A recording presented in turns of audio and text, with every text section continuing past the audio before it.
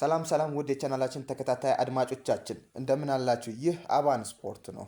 አባን ስፖርት ቻናላችንን ሰብስክራይብ በማድረግ ትኩስ የሆኑ ስፖርታዊ መረጃዎችን ቤተሰብ በመሆን ያግኙ እያለን የደውል ምልክቱን በመንካት ስፖርታዊ መረጃዎችን በጊዜ እንዲደርሳችሁ ያድርጉ። በተጨማሪም ላይክ በማድረግ ለሌሎች ተደራሽ እንዲሆን ማድረጋችሁን እንዳትረሱ። በሌላ ጨዋታ ቶትናም በሜዳው ሊቨርፑልን የሚያስተናግድበት ጨዋታ እንመለከታለን። እንግዲህ ሁለቱም ክለቦች በዘንድሮ ውድድር ዓመት የአቋም መውረድ ይታይባቸዋል። በእርግጥ ሊቨርፑል ያለፉት 2-3 ጨዋታዎች አሪፍ የሚባል ፐርፎርማንስ እያሳየ ይገኛል። ግን ቢሆንም አመርቂ ውጤት ይሄን ያክልም አይደለም። በቶትናም በኩል ደግሞ ስንመለከት በመጀመሪያዎቹ እንግሊዝ ፕሪሚየር ሊግ ጨዋታዎች ላይ አሪፍ የሚባል ፐርፎርማንስ አሳይቶ ነገር ግን አሁን ያለፉት 5-6 ጨዋታዎች ላይ የነበሩ ጌሞች ላይ የአቋም መውረድ እየታየበት ይገኛል። እንግዲህ ጨዋታ ለሁለቱም ፈተና ነው። ከቶፖች ጋር ያለውንም ልዩነት ወደ ፉክክሩ ለመመለስም የሚያደርጉበትም ጨዋታ እንደመሆንም በዛሬ ጨዋታ አብርሽ ምን ትላለህ? አዎ አኒስ ሊቨርፑል ከቶተናም የሚያደርጉት ጨዋታ ምናልባትም ተጠባቂ ጨዋታ ነው። እኔ እንዳልኩት ቅድምም እንደጠቀስኩት ምናልባትም ሱፐር ሳተርዴይ በክፍል አንድ ላይ ገልጸነው ነበረ። ሱፐር ሳተርዴይ ለእኔ የኒውካስትልና የቼልሲ ጨዋታ ነው ብዬ አንስቼ ነበር። ነገር ግን የሊቨርፑል ከቶተናም የሚያደርጉት ጨዋታ በዛው ልክ ተጠባቂ ጨዋታ ነው። ነገር ግን ሁለቱም የሚያሳዩት ፎርም አሁን ላይ ያላቸው ፎርም ምናልባትም ካሉ ከሌሎች ጌሞች ከሌሎች ቲሞች ምናልባትም የወረደ ነው፣ የሊቨርፑልም የቶተናምም ማለት ነው። በሊቨርፑል በኩል በጣም አሁን ምርጥ ፎርም ላይ እየመጣ ያለ ቲም ነው። በቶተናም በኩል ግን በመጀመሪያ ሳምንት አንተ እንዳልከው ምርጥ ፎርሙን ያሳየው ቶተናም በዛው መቀጠል ሳይችል ቀርቶ ምን ያህል እየወረደ እየመጣ እንደሆነ ተመልክተናል። ከሜዳው ውጭ የተሻለው ቲም ነው። በሜዳው ምን ያህል የወረደ ፎርም እንደሚያሳይ ተመልክተናል። በሊቨርፑል በኩል በአርነ ስሎት ላይ ምናልባትም ቅሬታ ተነስቶ ነበረ። ነገር ግን አሁን የተቀረፈ ያለበት ይመስላል። በሊቨርፑል በኩል ምርጥ ፎርም እያሳዩ እየመጡ ነው። እንደ አዳዲስ ፈራሚዎች እንደ ሁጎ ኤኪቲኬም እንደ ዊርትዝም ያሉት ምናልባትም ሻይን እያደረጉ ይመስላል። በተለይ የኤኪቲኬ ሻይን ማድረግ በደንብ ለሊቨርፑል እየጠቀመው ያለ ይመስላል። በየጨዋታው ሁለት ጎሎችን ማስቆጠርም ተመልክተናል እና ይሄ ደግሞ ለሊቨርፑል በጣም መልካም ዜና ነው።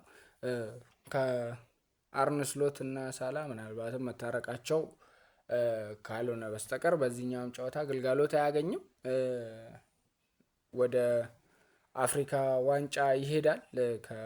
የአፍሪካ ዋንጫ ተጫዋቾችም ከሚልኩ ቡድኖች መካከል አንዱ የሆነው ሊቨርፑል መሐመድ ሳላን አያገኝም በዛሬው ጨዋታ። ስለዚህ ምናልባትም ከሳላ ውጭ ያሉት ተጫዋቾችን ብዙ ጊዜ ከሳላ ጋር ያላቸውን ቤንች ሲያረጉት ብዙ ጊዜ ተነጋግረናል። ነገር ግን አሁን እቺን የአፍሪካ ዋንጫን ተጠቅመው ያለ ሳላ ቡድኑን ፎርማት ይዘው ይጠብቁታል ወይ የሚለውን እንመለከታለን። ሳላ ምናልባት አኩርፎ ምናልባትም ተጋጭተው ስለነበረ ማለት ነው እና በእርግጥ አሁን ያላቸውን ነገር ፈተዋል ተብሏል። ነገር ግን አሁን ግልጋሎቱን ስለማያገኙ ያላቸውን ተጫዋቾች ተጠቅመው ብዙ ጊዜ አንስተው ስለሆነ ማለት ነው እና ያለ ሳላ ቡድኑን መስራት ይጀምራሉ ብዬ አስባለሁ።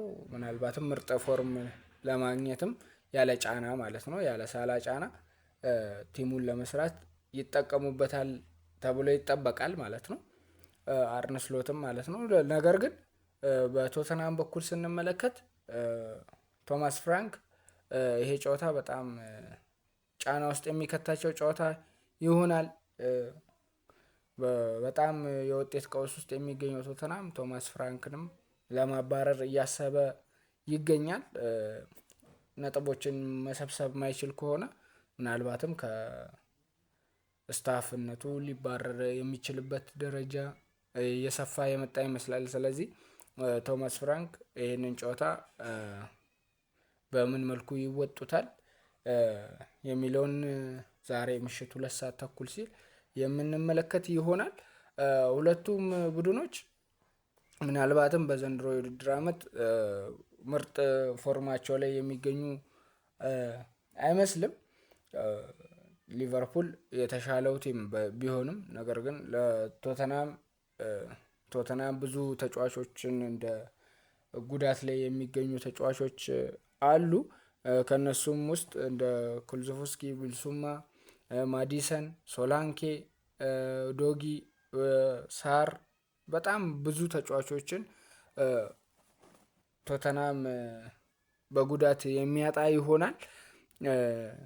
እነዚህ ተጫዋቾችን በጉዳት ያጣል። ስለዚህ ምናልባትም ሊቨርፑል እነኚህ ተጫዋቾችን እንደ አድቫንቴጅ ተጠቅሞ የማሸነፍ እድል ይኖረዋል ተብሎ ይጠበቃል። ሊቨርፑል ፎርሙን እያገኘ የመጣ ይመስላል። አርነ ስሎትም በደንብ ቲሙን እያዋሃደ ይመስላል። ነገር ግን የአይዛክ ግልጋሎት በዛው ልክ እየቀነሰ የመጣ ነው ፎርም። ነገር ግን እሱም እንዳለው አርነ ስሎት እንዳለው ምንም ፊት እንኳን ባይሆን ማጫወት አለብኝ ብሏል አይዛክን። ምክንያቱም አምና ምን ያህል ፐርፎርም እንዳደረገ እናስታውሳለን። ያንን ፎርሙን ለማግኘት ግዴታ ጨዋታዎችን ማድረግ ስላለበት ምንም አይነት ጨዋታዎችን የሚያሰልፍ ይመስለኛል። ምክንያቱም ፎርሙን ማግኘት አለበት፣ ፊት እስኪሆን ድረስ መጫወት አለበት ብሎ ስለሚያምን ያንን ያደርጋል ተብሎ ይጠበቃል። ዛሬም አይዛክን እንመለከተዋለን። ምናልባትም ሁለቱንም የ9 ቁጥር አጥቂዎችን ይጠቀማል ብዬ አስባለሁ በእኔም በኩል። ምክንያቱም አይዛክ ፎርሙን እስኪያገኝ የሚገባ ከሆነ ኢኪቲኬ ደግሞ ፎርሙ ላይ ያለ ተጫዋች ስለሆነ ምናልባትም ግልጋሎት ስለሚሰጣቸው ይጠቀሙታል ብዬ አስባለሁ።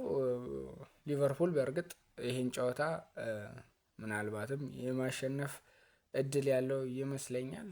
ቶተናም አሁን ላይ ካለው የውጤት ቀውስ ውስጥ አንጻር ማለት ነው። ውጤቱን ሊቨርፑል የሚያሸንፍ ይመስለኛል። እስከ ፕሮግራማችን ፍጻሜ ድረስ አብረናችሁ የቆየ ነው እኔ አኒስ አህመድ እና አብርሃም ዳንኤል ነበር። አብራችሁን ስለነበራችሁ ከልብ እናመሰግናለን። ሰብስክራይብ ያላደረጋችሁ ሰብስክራይብ አድርጉ። ሰብስክራይብ ያደረጋችሁ ደግሞ ተጨማሪ መረጃ እንዲደርሳችሁ የደውሉን ምልክቱን ተጫኑ። የዛሬ ፕሮግራማችን ይህን ይመስላል። መልካም ቀን ይሁንላችሁ።